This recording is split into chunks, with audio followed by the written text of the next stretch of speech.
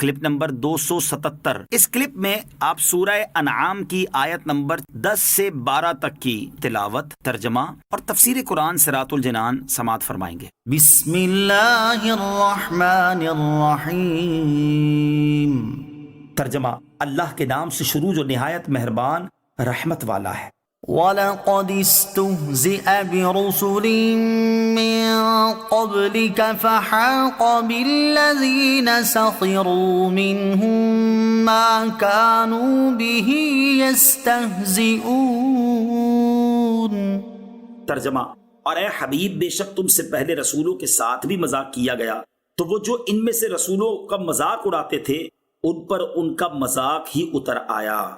وَلَقَدِ اسْتُهْزِئَ بِرُسُلٍ مِّن قَبْلِكَ، اور اے محبوب بے شک تم سے پہلے رسولوں کے ساتھ بھی مذاق کیا گیا۔ کفار نبی کریم علیہ السلام کا مذاق اڑاتے جس سے حضور اقدس صلی اللہ تعالیٰ علیہ وسلم رنجیدہ ہوتے۔ اس پر سرکار دو عالم علیہ السلام سے فرمایا گیا کہ آپ سے پہلے رسولوں کا بھی مذاق اڑایا گیا، تو جو مذاق اڑاتے تھے ان کا نہایت بھیانک انجام ہوا اور وہ مبتلا عذاب ہوئے۔ اس میں نبی کریم علیہ السلام کی تسلی و تسکین خاطر ہے کہ آپ علیہ السلام رنجیدہ و ملول نہ ہوں۔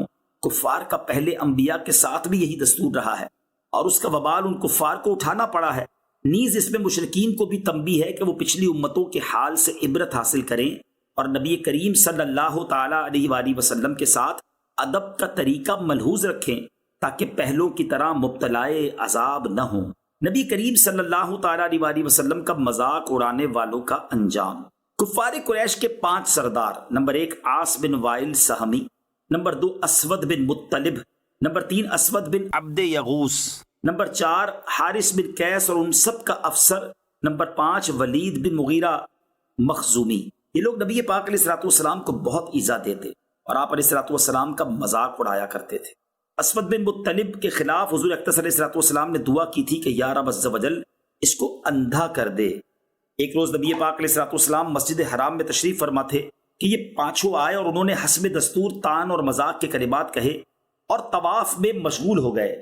اسی حال میں حضرت جبریل امین علیہ السلام حضور انور علیہ السلام کی خدمت میں پہنچے اور انہوں نے ولید بن مغیرہ کی پنڈلی کی طرف اور آس کے قدموں کی طرف اور اسود بن مطلب کی آنکھوں کی طرف، اسود بن عبد یغوس کے پیٹ کی طرف اور حارث بن قیس کے سر کی طرف اشارہ کیا اور کہا میں ان کا شر دفع کروں گا۔ چنانچہ تھوڑے عرصے میں یہ ہلاک ہو گئے۔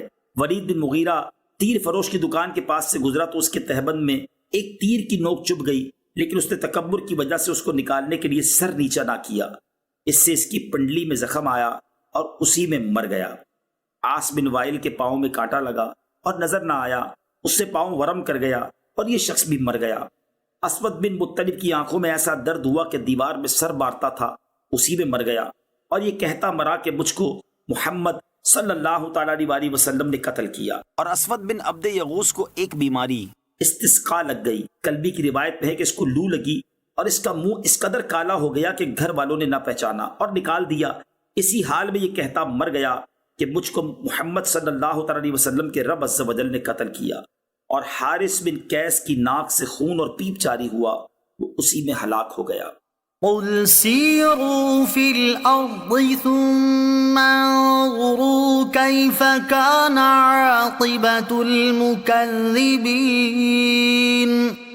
ترجمہ، تم فرما دو زمین میں سیر کرو پھر دیکھو کہ جھٹلانے والوں کا کیسا انجام ہوا۔ قُلْ سِيرُوا فِي الْأَرْضِ، تم فرما دو زمین میں سیر کرو۔ یہاں سرکار دو عالم صلی اللہ تعالیٰ علیہ وسلم کو فرمایا گیا ہے کہ اے حبیب صلی اللہ تعالیٰ علیہ وسلم عذاب کا مذاق اڑانے والوں سے فرما دیں کہ جاؤ اور زمین میں سیر کر کے دیکھو کہ جھٹلانے والوں کا کیسا انجام ہوا اور انہوں نے کفر و تکذیب کا کیا ثمرہ پایا۔ یہاں زمین سے مراد وہ زمین ہے جہاں پچھلی قوموں پر عذاب آیا اور اب تک وہاں ان اجڑی بستیوں کے آثار موجود ہیں، اور سیر کا یہ حکم ترغیب کے لیے ہے نہ کہ وجوب کے لیے۔ اللہ تعالیٰ کا خوف اور اس کی محبت پیدا کرنے کا ذریعہ۔ اس سے معلوم ہوا کہ خوف الہی پیدا کرنے کے لیے عذاب والی جگہ جا کر دیکھنا بہتر ہے، کیونکہ خبر کے مقابلے میں مشاہداتی چیز کا اثر زیادہ ہوتا ہے۔ نیز جیسے عذاب کی جگہ دیکھنے سے خوف پیدا ہوتا ہے، اسی طرح رحمت کی جگہ دیکھنے سے عبادت کی رغبت اور اللہ عز و جل کی محبت پیدا ہوتی ہے۔ لہٰذا اللہ عز و جل کی رحمت دیکھنے کے لیے بزرگوں کے آستانے جہاں اللہ تعالیٰ کی رحمتیں برستی ہیں جا کر سفر کر کے دیکھنا بھی بہتر ہے، تاکہ اللہ عز و جل کی اطاعت کا شوق پیدا ہو۔ قل لمن ما في السماوات والأرض قل لله كتب على نفسه الرحمة ليجمعنكم إلى يوم القيامة لا ريب فيه الذين خسروا أنفسهم فهم لا يؤمنون. ترجمہ: تم فرماؤ کس کا ہے جو کچھ آسمانوں اور زمین میں ہے؟ فرما دو اللہ ہی کا ہے. اس نے اپنے ذمہ کرم پر رحمت لکھ لی ہے. بے شک وہ ضرور تمہیں قیامت کے دن جمع کرے گا جس میں کچھ شک نہیں. وہ جنہوں نے اپنی جانوں کو نقصان میں ڈالا ہوا ہے تو وہ ایمان نہیں لاتے. قل، تم فرماؤ. مزید فرمایا کہ اے حبیب صلی اللہ تعالی علیہ وسلم آپ ان سے پوچھیں کہ جو کچھ آسمانوں اور زمین میں ہے اس کا مالک کون ہے؟ اولاً تو وہ خود ہی کہیں گے کہ یہ سب کچھ اللہ تعالیٰ کا ہے کیونکہ وہ اس کے معتقد ہیں.